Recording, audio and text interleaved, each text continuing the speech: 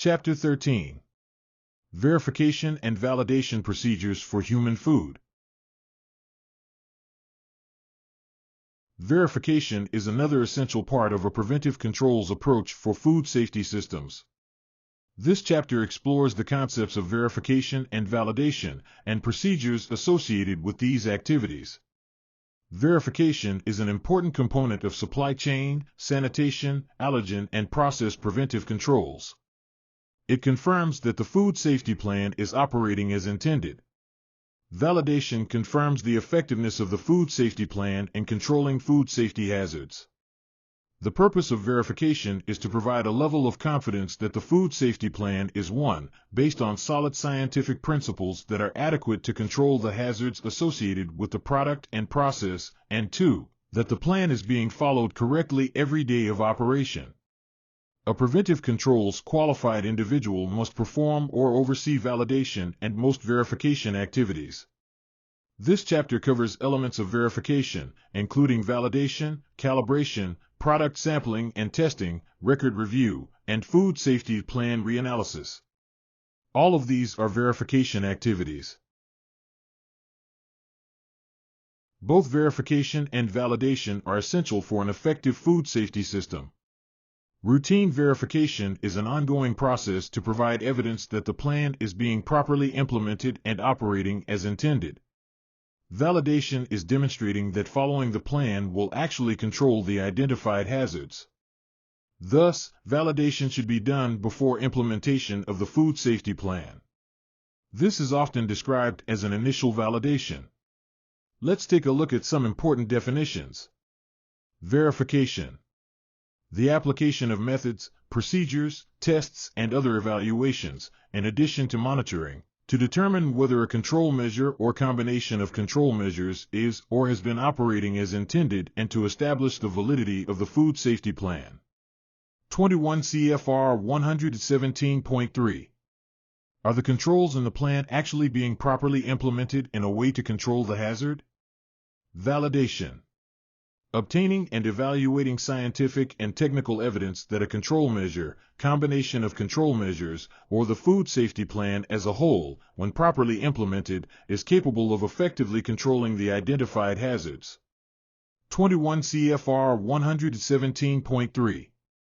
Can the plan, when implemented, actually control the identified hazards? There are several types of verification activities and procedures, but requirements and application depend on the food, processes used, and other factors. Validation, i.e., making sure that the process actually controls the hazard, is required for most process controls when hazards requiring a preventive control are identified. Validation, when required, is preferably done before the plan is implemented. We will cover that in the next slide. Other elements of verification are typically ongoing procedures that may be regularly scheduled, such as calibration of equipment, e.g., the temperature monitoring device for the oven used to cook a product, or record reviews, e.g., to show that the oven temperature was at or above the temperature needed to kill the pathogen of concern. Some verification activities are done less frequently, such as periodic in-process or end-product testing, internal audits, third-party audits, and a reanalysis of the plan when changes are made or at a given frequency to ensure that the plan still reflects what happens at the facility.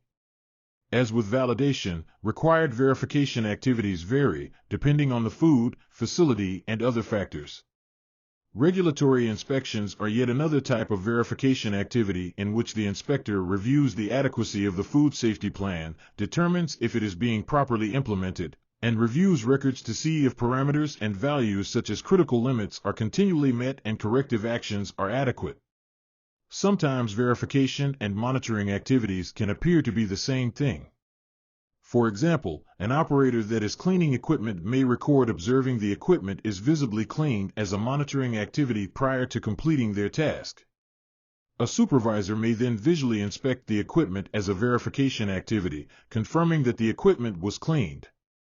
The important thing is that the activity is done and recorded, rather than what it is called. The purpose of validation is to provide objective evidence that process preventive controls have a scientific basis and represent a valid approach to controlling the hazards associated with a specific product and process. This includes demonstrating that the equipment can deliver the process as designed and that the design parameters actually will control the hazard requiring a preventive control.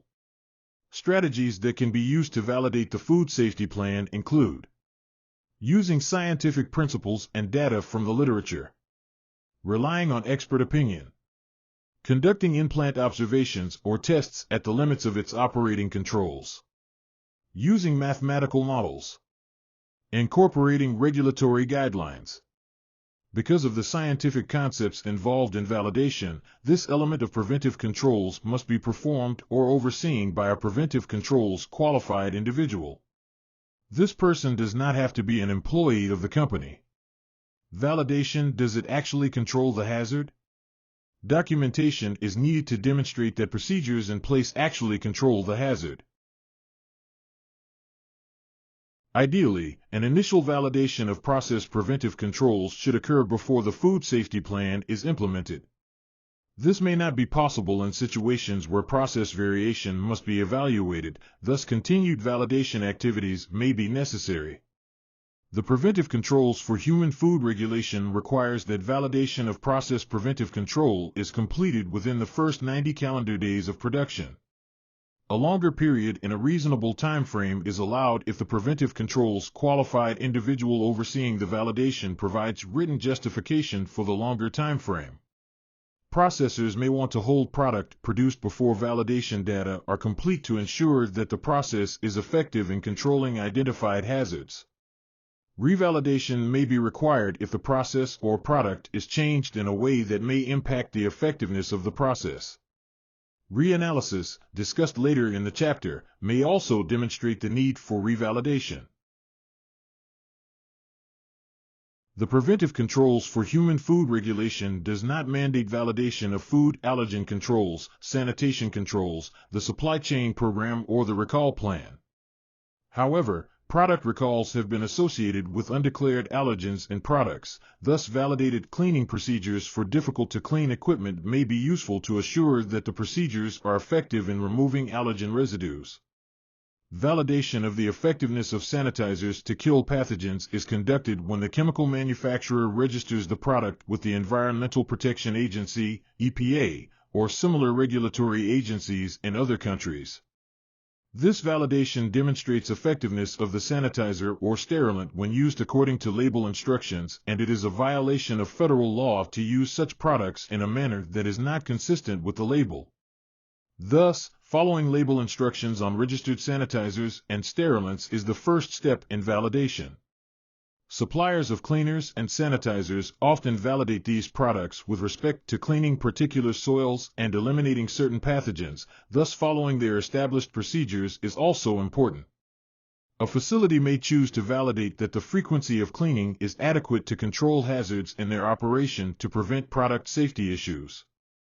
Written justification that validation is not applicable to a preventive control may be prepared by the preventive controls qualified individual. This may be based on factors such as the nature of the hazard, the nature of the preventive control, and its role in the food safety system. The FSPCA website links to scientific information such as peer-reviewed scientific literature, FDA hazards guides, seafood, juice, etc., dairy hazards and controls guide, FDA food code and annexes, validated microbial modeling programs, trade association guidance, internal and external scientific studies, cooperative extension websites for many universities. The FSPCA website has links to information that may be useful. While companies that have technical experts are able to conduct validation studies themselves, many companies use external resources to obtain science-based validation data. The FSPCA website updates links to useful information for validation and other purposes.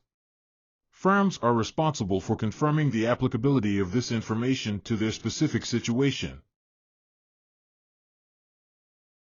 An example of the type of information that may be used to substantiate validation activities is the above table from an Institute of Food Technologists report commissioned by FDA, IFT 2001. An accepted data source such as this is sometimes called a safe harbor. The IFT table is based on a scientific evaluation of the potential for growth of or toxin formation by foodborne pathogens under otherwise ideal conditions.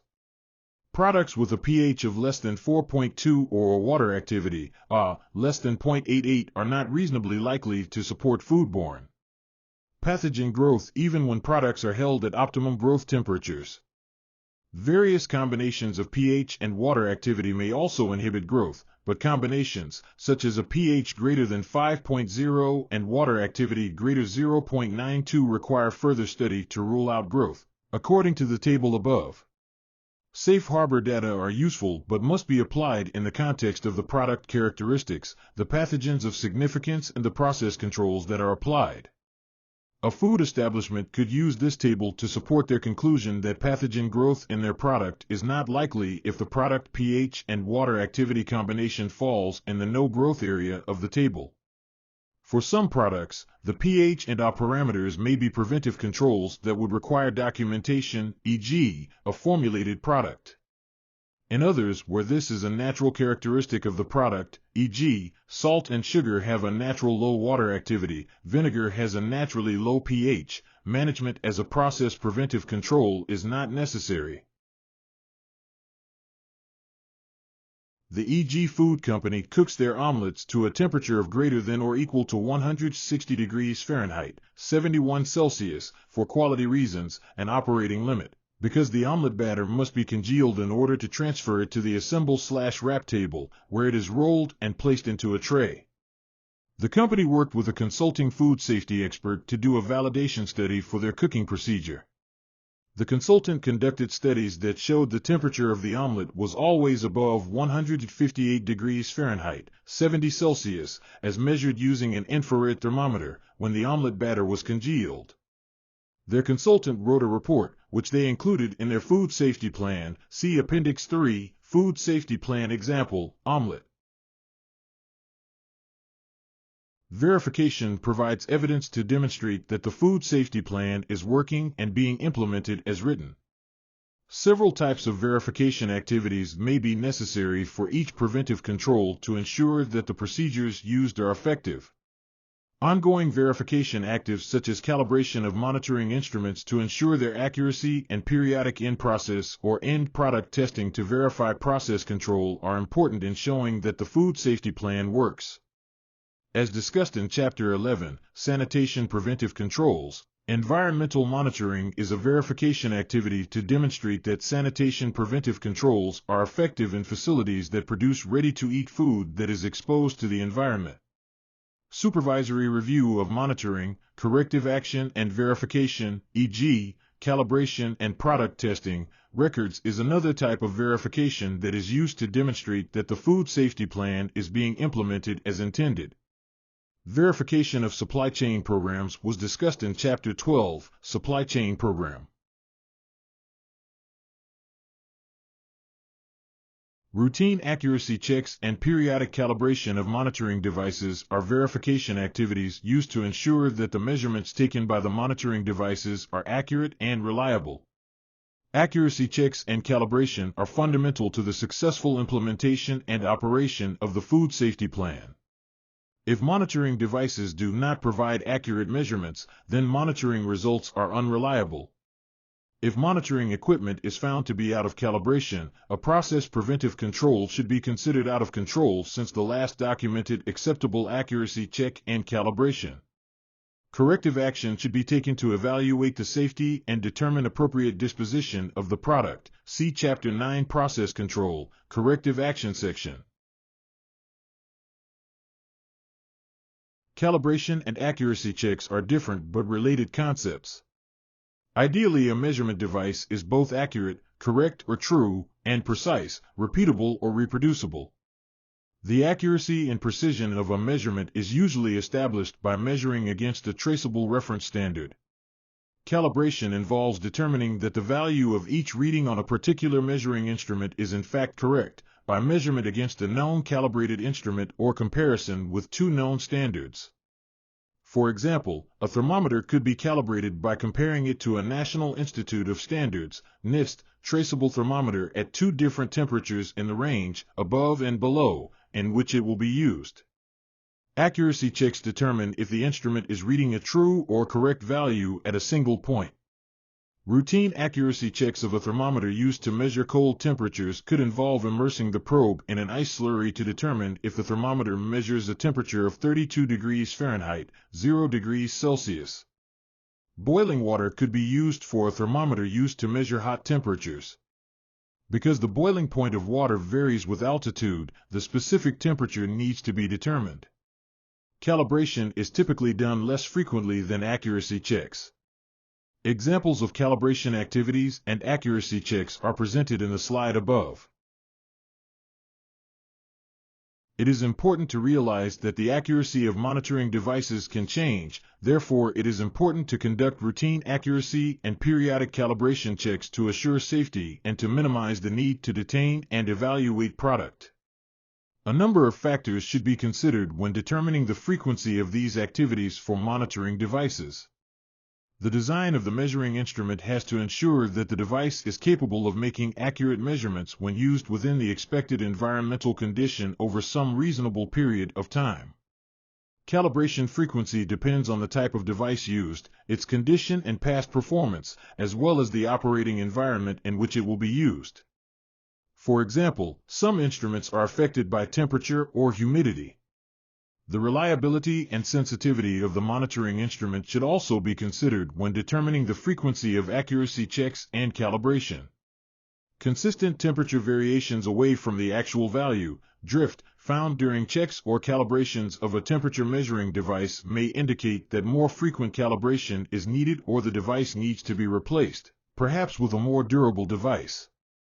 One of the most frequently used monitoring devices for food products is a thermometer. Some factors to consider when determining the frequency for thermometer accuracy checks and calibration include inherent reliability. Daily accuracy checks may be needed for least reliable instruments, i.e., dial thermometers and bimetallic types. Periodic checks may be adequate for more reliable instruments, i.e., digital thermometers with a history of good performance. Manufacturer recommendations. The design and expected conditions of use for each individual product is considered when manufacturers make accuracy and calibration recommendations. This information should be used to determine the frequency that is needed for these activities in the food safety plan. Equipment calibration example. E.g., food company uses an infrared thermometer to measure the temperature of the cooked omelet as a verification activity. The accuracy of the thermometer is therefore important to check. The food safety team included the following verification activities in the food safety plan to assure that the thermometer was accurate. Daily accuracy check for thermometer. Annual calibration of thermometer. See Flores and Boyle 2000 in the chapter Resources for reference on thermometer calibration, including forms. Records must be kept to document the results of accuracy checks and calibrations of monitoring devices. These records must be reviewed by a person who has the training or experience necessary to evaluate the results and determine that all monitoring instruments are accurate and properly calibrated. The regulation does not require records to provide traceability to a reference device, but this is a useful practice. See the subsequent section on verification records review. See the FSPCA website for links to guides and posters for thermometer calibration. Verification may also include targeted sampling, testing, and other periodic activities. For example, supplier compliance with a standard may be verified by targeted periodic sampling and testing when a supply chain program includes testing of an ingredient or raw material as verification of a supply chain applied control. When a monitoring procedure does not involve a quantitative measurement, it should typically be coupled with a strong verification strategy. For example, visual observation of clean equipment could be verified through periodic testing using a method such as an ATP swab. Similar to calibration records, sample test results must be reviewed within a reasonable time after completing the reports. These reviews are part of the facility's verification activities. Examples of periodic targeted sampling and testing for verification purposes may include coliform testing for pasteurized milk products to verify that the process meets requirements for safety and that sanitary practice is adequate. Testing dry corn for aflatoxin, especially when seasonal conditions increase the risk of aflatoxin production. Pesticide residue testing of raw fruits or vegetables. When the food safety plan specifies product testing as a verification activity, you need to document the procedures to be followed. Ensure that the test methods are scientifically valid by using standard method published by international, regional, or national standards writing organizations such as the FDA, AOAC, ISO, etc. Documented procedures for the testing program must identify the information above. Identify the specific microorganism or analyte to be evaluated. Testing may be for pathogens or for relevant indicator organisms, which may provide quantitative information that is potentially more useful to assess the microbiological status of a lot. For example, the pasteurized milk industry has used coliforms as an indicator in milk products for many years rather than pathogen testing.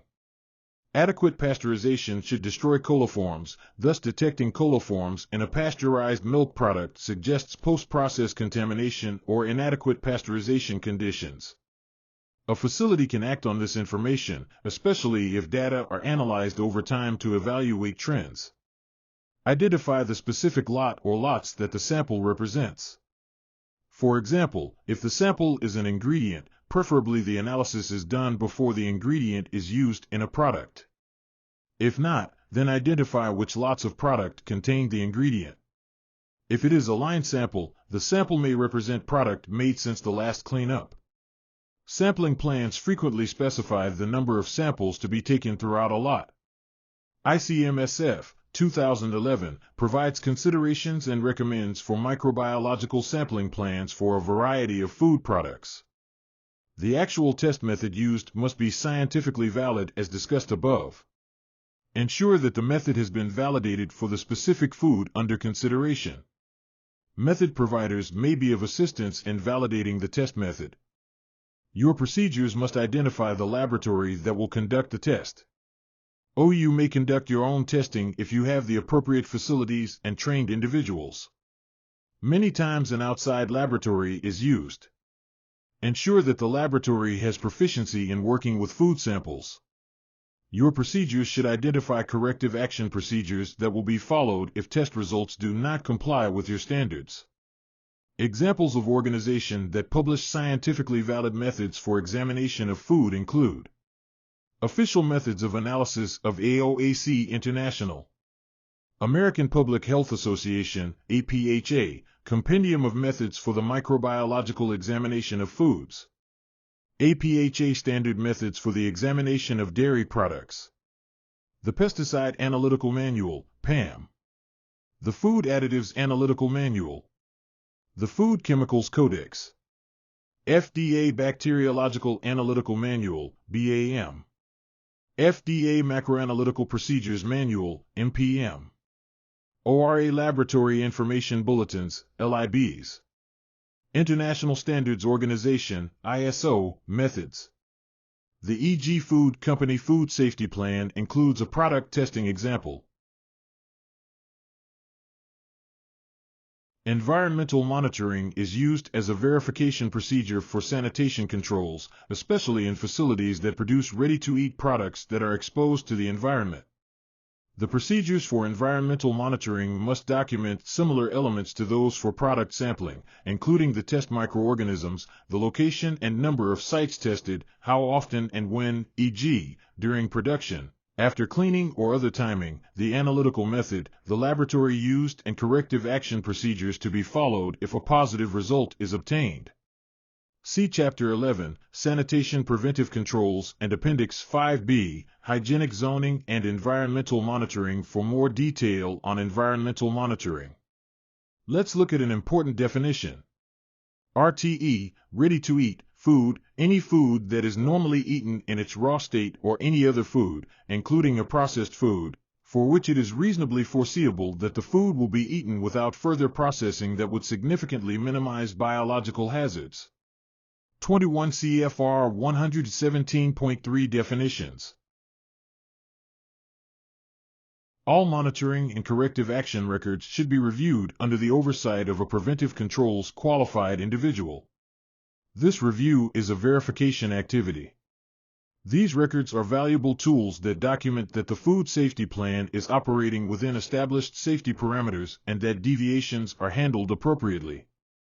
However, records alone are meaningless unless someone reviews them on a periodic basis to verify that critical limits were met and the food safety plan is being followed. Regulations require that monitoring and corrective action records be reviewed within 7 working days under the oversight of a preventive controls qualified individual. Preferably, the records are reviewed prior to release of product to prevent potential recall and unintended consequences should a deviation be discovered during record review. Corrective action must be taken if the record review determines that a deviation has occurred. This may hold true for sanitation preventive controls records if, for example, the product is no longer in the establishment's control and the lack of proper implementation of the preventive control may lead to a hazard being likely to occur in the product. The value of record review is maximized when the data are analyzed to look for trends. For example, are the verification results for one supplier the same as another supplier? Or are there differences that warrant investigation? Are Listeria indicators isolated with greater frequency in one location? Do sanitation verification results indicate higher counts on one line or in one area? If a trend emerges during record review, adjustments may be warranted to minimize the potential for a future deviation. A rigorous verification program can be the basis for continuous improvement of operations and lead to a more effective food safety system. An example of the process control verification activities performed by the EG Food Company is illustrated above. Verification activities include 1. Review of the cook log, corrective action and verification records within 7 working days, and 2. Daily accuracy and annual calibration checks of the thermometer used for verification checks. The procedures used to perform these validation activities should be documented. The EG Food Company Food Safety Plan also includes other examples of verification for sanitation and allergen preventive controls. In addition to the verification activities for CCPs and other preventive controls, strategies must be developed for scheduled reanalysis of the food safety plan. Reanalysis is required at least every 3 years or whenever there is a significant change in the product or process. Reanalysis is also required if information becomes available about a new hazard associated with the food, e.g., FDA issues an advisory notice, or if there is a failure with the system such as discovering an ineffective preventive control, an outbreak or similar situation.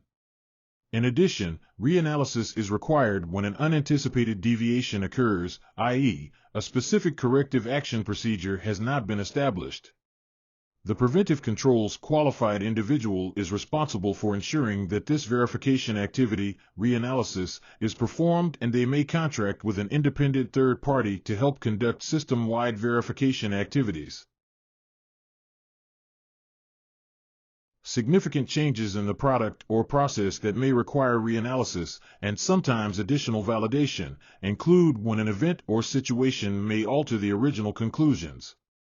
Examples include the following. Raw material changes, including a new supplier, may require reanalysis to determine if there is a potential for food safety-related functional properties to be altered. For example, a new thickening agent may change the viscosity of a product, which could have an impact on heating characteristics for some products. Switching suppliers may also warrant review of the new supplier's allergen controls to assure that a new hazard is not introduced. The process may require reanalysis. Product or process changes may warrant reanalysis. For example, reducing the level of salt, which can alter microbial growth patterns, may require evaluation for some products. Intended shelf life, process requirements, and other elements of the system may require reanalysis. If a new allergen is introduced on a line, reanalysis of the procedures used to clean the system may be warranted to validate that surfaces can be adequately cleaned to remove allergens. Increasing production volumes that lead to extended run times may provide more time for microbial growth for some processes. The adequacy of sanitation to maintain sanitary conditions during this extended time may require reanalysis. Adverse findings during reviews or observation of recurring deviations may suggest that the original validation is no longer adequate. This may trigger reanalysis of the full system, including validation of elements of the process that are not performing in a reliable manner. Emerging scientific information on hazards or control measures may also trigger reanalysis efforts. For example, when E. coli 0157H7 first emerged as a foodborne pathogen, it was observed that it tolerates higher levels of acid than many other foodborne pathogens. Reanalysis of process lethality was needed. New distribution or consumer handling practices may also trigger reanalysis. For example, if an RTE product distributed to the general public though retail sales is subsequently marketed to infants, revalidation of controls to protect this more vulnerable population may be warranted. Significant changes may include construction events, new equipment installation, and the like. Verifying that the food safety plan is still applicable and relevant is the focus of reanalysis. This includes the hazard analysis. Reanalysis activities also include on-site observations and record reviews performed by the food safety team or other unbiased individuals not responsible for performing the monitoring activities. This is to verify that the food safety plan is being followed, and it may identify trends that need to be addressed. Reanalysis should occur at a frequency that ensures the food safety plan is being followed continuously. This frequency depends on a number of conditions, such as the variability of the process and product. Activities that should be conducted during food safety plan reanalysis include: check the accuracy of the product description and flow diagram. Check for new guidance or scientific information related to critical limits or hazards that may require a change in the hazard analysis. Check that preventive controls are monitored as required by the food safety plan. Check that processes are operating within established critical limits with few, if any, deviations. Check that appropriate corrective actions have been taken and verification activities have been completed. Check that records are completed accurately and at the time intervals required. Review consumer/customer complaints related to food safety. Check that corrective actions have been performed whenever monitoring indicated a deviation from critical limits. Check that equipment has been calibrated at the frequencies specified in the food safety plan. Check that equipment has been maintained so that the process operates as originally designed. Check to be sure that all records are reviewed by a qualified person within 7 working days from the time they were created. An independent third-party audit can also be included in a system-wide food safety plan verification. Third-party auditors can provide an unbiased assessment to help determine if the plan is working properly. Experts may also need to be consulted to revalidate a particular processing step, e.g., when reanalysis identifies new information on a hazard that was not addressed in initial validation studies. Verification and validation are essential elements of an effective food safety plan. Initial and any subsequent validation of the plan must be overseen by a preventive controls qualified individual to ensure that the controls identified will control the hazards that are likely to be present in the food without such controls. Verification activities are conducted to audit and document that the food safety plan is being implemented as designed, that people are doing what is expected, and that records are available to demonstrate ongoing performance. These activities must also be performed or overseen by a preventive controls qualified individual. Reanalysis is required as needed and at least every 3 years. Good job completing the lecture. Make sure to review all the chapter resources. Please complete all activities and exercises. See you in Chapter 14.